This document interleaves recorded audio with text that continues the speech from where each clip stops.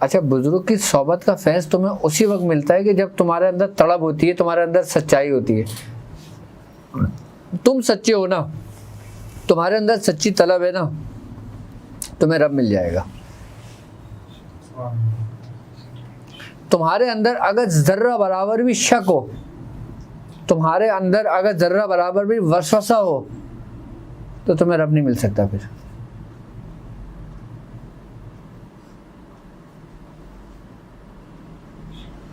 یا خیال ہو. اچھا یہ وہ واحد راستہ ہے کہ جس کے اندر شاگرد کو سچا ہونا ضروری ہے, مرید کا سچا ہونا ضروری ہے. بزرگان دین فرماتے ہیں کہ سچا مرید جھوٹے پیر سے بھی سب کچھ پا لیتا ہے. سچا مرید جھوٹے پیر سے بھی سب کچھ پا لیتا ہے, اور جھوٹا مرید سچے پیر سے بھی کچھ نہیں پاتا. کیسے؟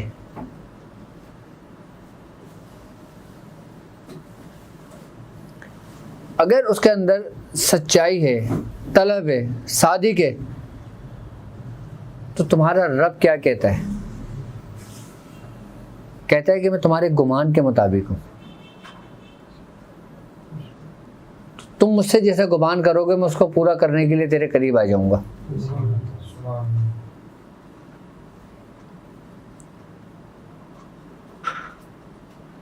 ہمیں اپنے شیخ کو نہیں دیکھنا چاہیے, ہمیں اپنے آپ کو دیکھنا چاہیے کہ تم اس کے قابل ہو.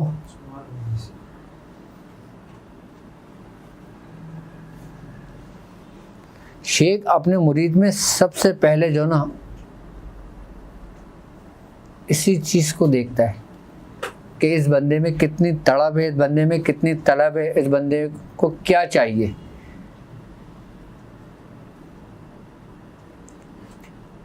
اگر دنیا کے لیے ہو تو پھر تم دنیا میں ہی رہو گے, اگر کسی اور خواہشات کے لیے تم نے راستہ جوڑا ہے تو تمہیں وہ ہو سکتا ہے مل جائے, ہو سکتا ہے وہ بھی نہ ملے.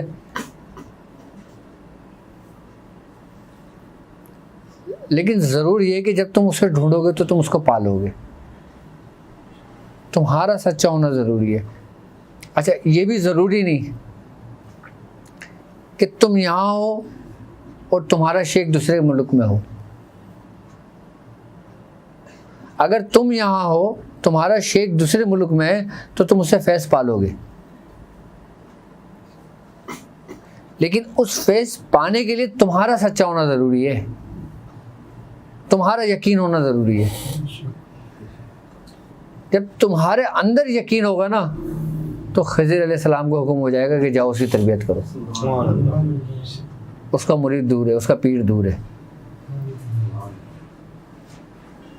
ایسے کئی واقعات ملتے ہیں ہمیں ہسٹری میں, اور ایسے پکے مرید بھی ملتے ہیں کہ خضر بول رہے ہیں کہ میں خضر ہوں, تو وہ مرید کہہ رہا ہے کہ میں کسی خضر کو نہیں جانتا, میں صرف اپنے پیر کو جانتا ہوں. خضر بول رہے ہیں کہ میں رب کے حکم سے آیا ہوں تیری تربیت کے لیے, تو وہ مرید کہتا ہے کہ مجھے کسی اور کے در سے ملے گا, مجھے وہ بھی نہیں چاہیے, مجھے میرا شیخ چاہیے. تو حکم ہوتا ہے کہ اس کے پیر کو لے کے جاؤ. یہ سچا واقعہ تھا ہمارے خانوادے کا. اور وہ جو پیر صاحب تھے نا وہ چور تھے, ان کو ڈھونڈا, ان کو لے کر آئے, پہلے ان کو ہدایت ملی, ان کی تربیت ہوئی, پھر ان کو بھیجا کہ جاؤ اب تم اس کی تربیت کرو.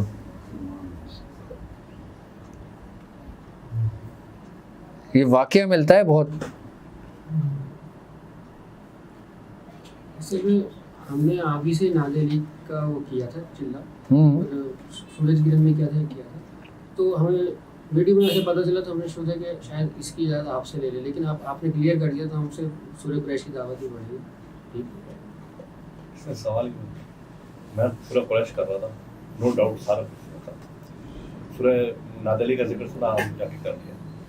جس کی نظر نادے علی سے آتا ہے نا, وہ دوسرے دن گھر پہ کھڑا تھا, بھائی یہ پیناڈول نہیں ہے کہ روزانہ کھانی ہے, ٹھیک ہے, وغیرہ نہیں, یار ایک دفعہ اور کر دو. اب فیض کی وجہ سے مطلب डाउटफुल होता है कि नहीं यार हो सकता है मुझे इसमें ज़्यादा हुआ है। अब मैं कुरैश भी कर रहा हूँ, नाज़िली भी पढ़ रहा हूँ। आसम मसला यही था ना, मैं वही तो आपको बता रहा हूँ कि हम दो कश्तियों के सवार ना हो। फ़ायदा देखो, फैज़ हर चीज़ में मौजूद है, फ़ायदा हर चीज़ में है, नूर हर आयत में है, रूहानियत हर दुआ में है, हर इस्म में। लेकिन हो सकता है कि वो रूहानियत तुम्हारे लिए ना हो। अच्छा, रूहानियत हम समझते हैं कि मकसद फ़ायदेमंद होती है, हो सकता है वो आपके लिए नुकसानदेह हो। आपसे मेल ना कर।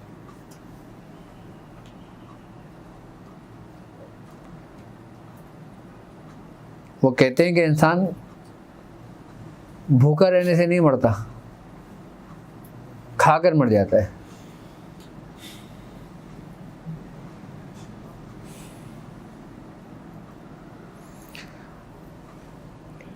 एक दर क्या, एक दर, एक ही रास्ता, एक ही मंजिल, अब वो किसी भी सिम जाए,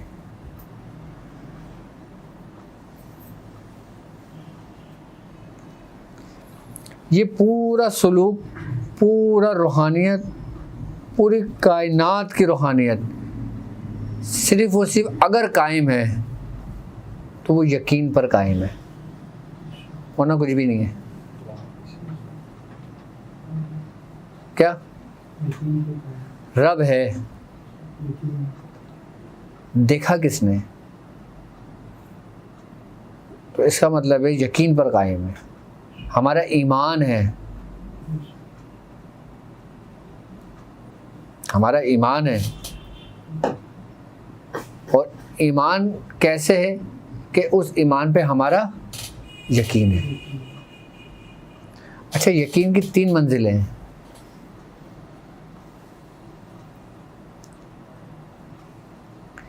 इल्मुल यकीन, ऐनुल यकीन और हक़्क़ुल यकीन। अब इल्मुल यकीन, ऐनुल यकीन और हक़्क़ुल यकीन क्या है? अब जैसे एक मटके में पानी है, बाहर कूलर में पानी रखा हुआ है, अब मैं तुम सबको बता रहा हूँ कि इस कूलर में पानी है, ये है इल्मुल यकीन। अब आपको यकीन है कि हाँ पानी है इसमें, लेकिन अभी आपने अपनी आंखों से नहीं देखा। आप किस पे यकीन कर रहे हो? मुझ पर यकीन कर रहे हो कि इसमें पानी है। अब मैं आपको उठाता हूँ, आपको बोलता हूँ आप जाओ इसको देख कर आओ और उन सबको बताओ। आप गए, आपने देखा अपनी आंखों से, आपने बोला हाँ इसमें पानी है। आप आए, आपने सबको कहा कि हाँ मैंने अपनी आंखों से देखा इसमें पानी है। ये है ऐनुल यकीन, क्योंकि आपने अपनी आंखों से देखा है।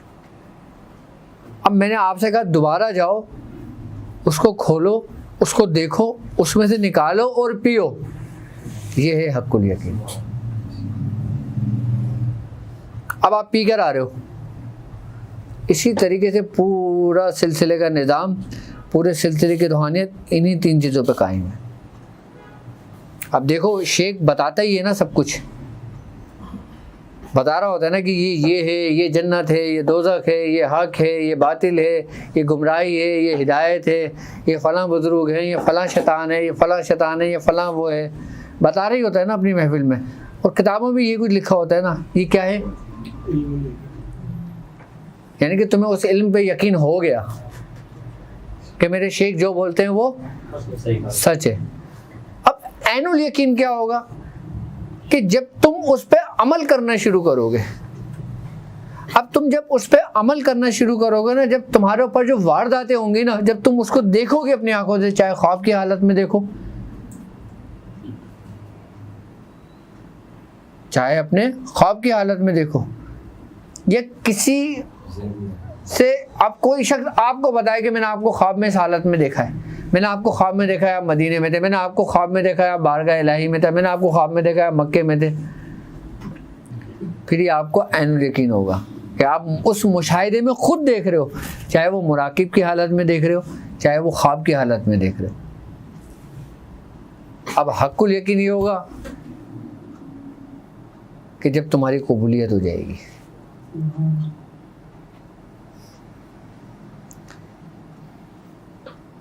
یہ یقین ہی سب سے مشکل منزل اور سب سے مشکل مرحلہ ہے.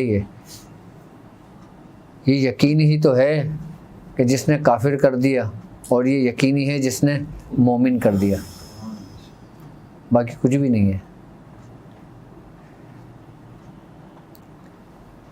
اور یقین جتنا کامل ہوتا ہے نا، اتنی اس کے اندر پختگی، اتنی اس کے اندر ایمان، اتنا اس کے اندر روحانیت، اتنی اس کے اندر نورانیت ہوتی ہے. کہتے ہیں کہ بولنے والا اگر یقین سے خالی ہو نا تو سامنے والے پہ کسی بات کا اثر نہیں ہوتا. اگر بولنے والا یقین سے خالی ہو خود تو کسی بھی بات کا سامنے والے پہ اثر نہیں ہوتا. لیکن اگر بولنے والے یقین پر ہو تو سامنے والے کے دلوں کو بنیادوں تک ہلا دیتا ہے. اگر بولنے والا یقین پر ہو تو وہ سننے والے جو ہوتے ہیں نا ان کے دلوں کی بنیادوں کو ہلا دیتا ہے.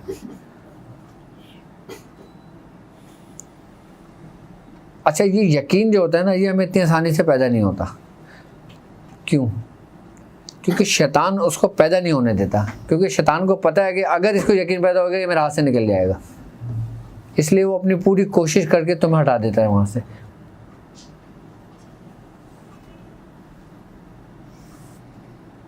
نیت کیا کریں جب کل سے ہم شروع کریں گے دعوت؟ تو دعوت کی نیت سے میں 70 بار پڑھنے کی نیت کرتا ہوں. نیت کچھ بھی کر لو. اصل میں نیت تو اسی وقت ہو گئی تھی جب شیخ نے اجازت دی تھی. ہاں پہلے میں 11,000 کہتا ابھی میں 19,000 کا شروع کرتا ہوں. ماشاء اللہ. پچھلے جمعرات سے میں کہہ رہا ہوں کہ 3 دن سے 4 دن پڑھنے ہو گیا، نیند بہت آ گئی. صحیح ہے. مجھے کے بعد قضا ہو جاتی ہے. تو پڑھنے سے پہلے جو نا اپنے سینے پہ ہاتھ رکھ کے یا قدوس 17 بار پڑھ لیا کرو. یہ بیدار رہے گا، اور جب یہ بیدار رہے گا تو پھر یہ سونے نہیں دے گا.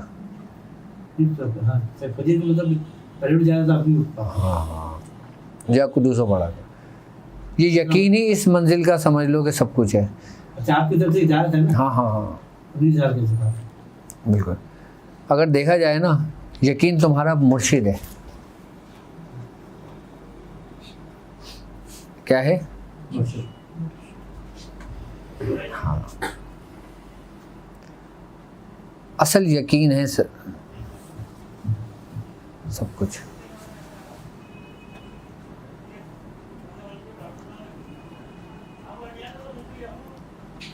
بس یہ یقین ہی ہے جو انسان کی تقدیریں بدل دیتا ہے.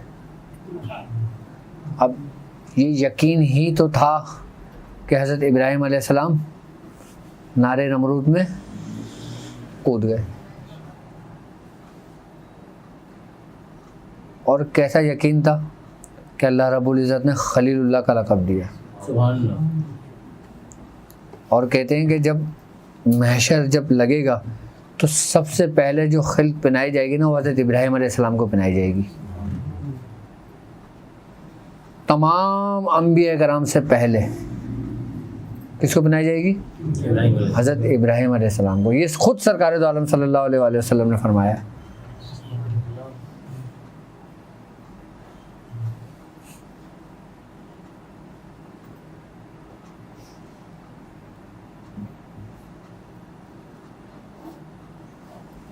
کیا یقین ہے؟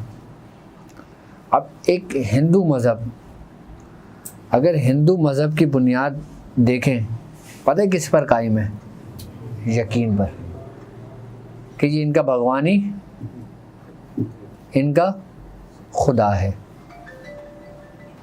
اب جو لوگ آگ کی پوجا کرتے ہیں ان کا یقین کس پہ قائم ہے؟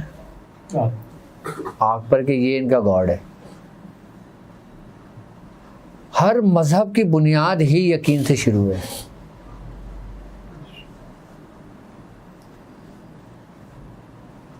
اور ہم مسلمانوں کی بنیاد لا الہ الا اللہ محمد رسول اللہ. ہم اپنے بچوں کو کلمہ کیوں پڑھاتے ہیں؟ پہلے اذان کیوں دیتے ہیں؟ ہم اس کو بتا دیں کہ تم اپنے باپ داداؤں کے دین پر رہنا.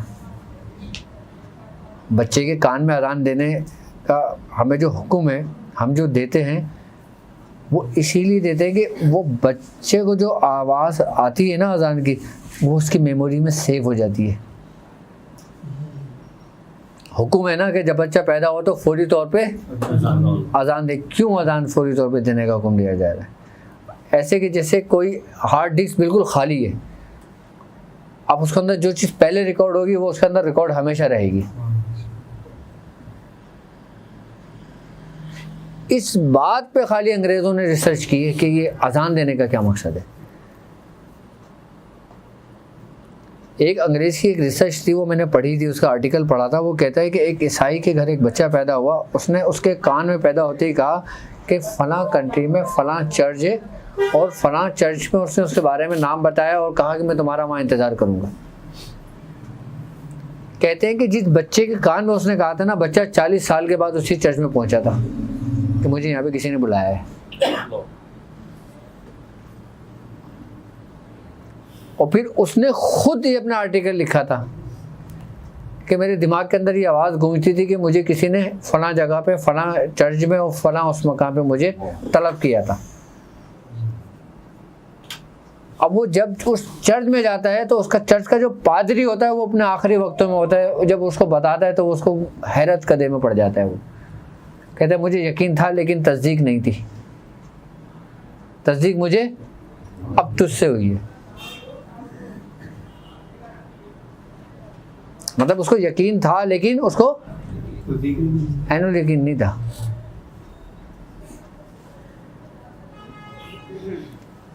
تو ہم جب بچے کے کان میں اذان دیتے ہیں نا، چاہے وہ کتنی گمراہی کی طرف چلا جائے، وہ لوٹتا اصل میں اسی کی طرف ہے۔ اصل میں ہر ابتدے کا سرا اور ہر انتہا کا سرا آپس میں ملا دیا جاتا ہے جب انسان کا آخری وقت ہوتا ہے۔ میں نہیں کہہ رہا، قرآن کہہ رہا ہے یہ کہ قالوا انا للہ و انا، اور لوٹا کس طرف جاتا ہے؟ جس طرف سے آیا جاتا ہے۔ تو یعنی کہ دونوں سرے جب آپس میں ملا دیے جاتے ہیں اور جب سرے مل رہے ہوتے ہیں تو اس کی ہی ابتدا جو اس نے سنی اور وہ انتہا، پھر وہ جو تم ساری زندگی پڑھتے رہتے ہو نا، لا الہ الا اللہ لا الہ الا اللہ، وقت نظر پہ سب کچھ بھولا ہوتا ہے انسان۔ یہ ایک ایسا وقت ہے۔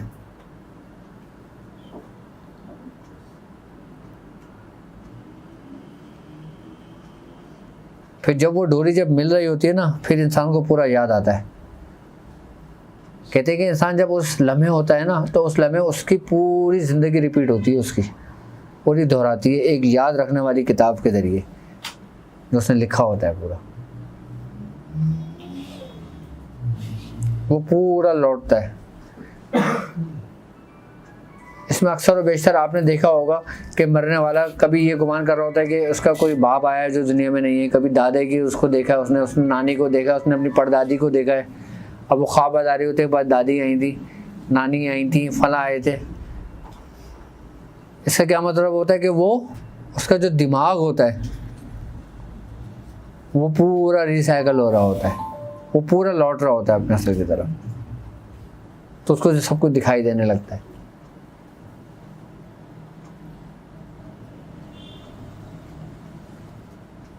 یہ اللہ تبارک و تعالیٰ کی سب سے بڑی نعمت ہے ہم پر کہ ہم مسلمان گھرانے میں پیدا ہوئے ہیں۔ لیکن اب مسلمان بننا ہمارا کام ہے۔ اچھا، مسلمان بننا تمہارا کام ہے، مومن بننا تمہارا کام نہیں ہے۔ ہاں، مومن تمہارا بننا ہے، یہ توفیق الہی ہے، لیکن اس کے لیے کوشش کرنا یہ تم پر فرض ہے۔ کیونکہ جب کچھ لوگ سرکار دو عالم صلی اللہ علیہ وسلم کی بارگاہ میں آئے اور آپ نے کہا یا رسول اللہ ہم ایمان لانا چاہتے ہیں، آپ نے فرمایا نہیں، یوں نہ کہو کہ ہم ایمان لانا چاہتے ہیں، یوں کہو کہ ہم مسلمان ہونا چاہتے ہیں۔ ایمان اہل ہنوز تو تمہارے دلوں میں بھی داخل ہی نہیں ہوا، یعنی کہ جب بچہ پیدا ہوتا ہے تو وہ مسلمان ہوتا ہے وہ۔ اب مسلمان سے مومن کا سفر تم نے طے کرنا ہے۔ اب تم 40 سال سے پہلے کر لو یا پھر مسلمانی مرو.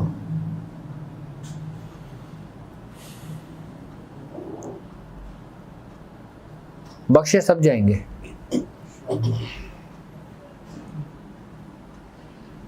جس نے اپنی زندگی میں ایک دفعہ بھی کلمہ پڑھا ہوگا.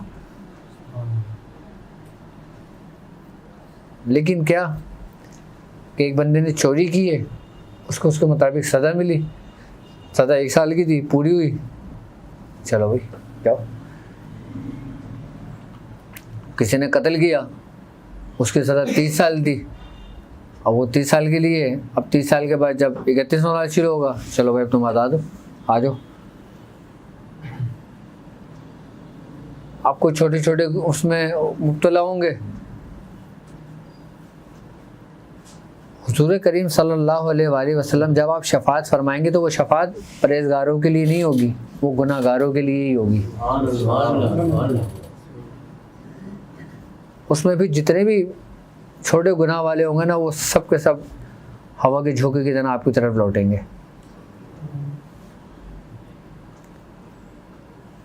اور جیسے جیسے لوگوں کی جیسی نسبت ہوگی, یہ سوال ہو گئے, جیسے جیسے لوگوں کی نسبت ہوگی, جیسے جیسے لوگوں کی محبت ہوگی, انسان کا مقام اتنا بلند ہوگا. تم کچھ بھی نہ کرو نا, تم صرف محبت رکھنا اولیاء اللہ سے. کبھی کسی کی شان میں غصاخی نہ کرنا, چاہے کوئی ولی ہو, کوئی نبی ہو, کوئی صحابی ہو, یا کوئی تمہارا پڑوسی کیوں نہ ہو. اب اس سے ایک پڑوسی تو ایک عام شخص ہے تمہارا, جو نہ کوئی ولی ہے, نہ کوئی کامل ہے, نہ کوئی اکمل ہے, وہ ایک پڑوسی ہے تمہارا. کبھی اس کی بھی نہ کرنا گستاخی. ولی کو تو چھوڑ دو تم.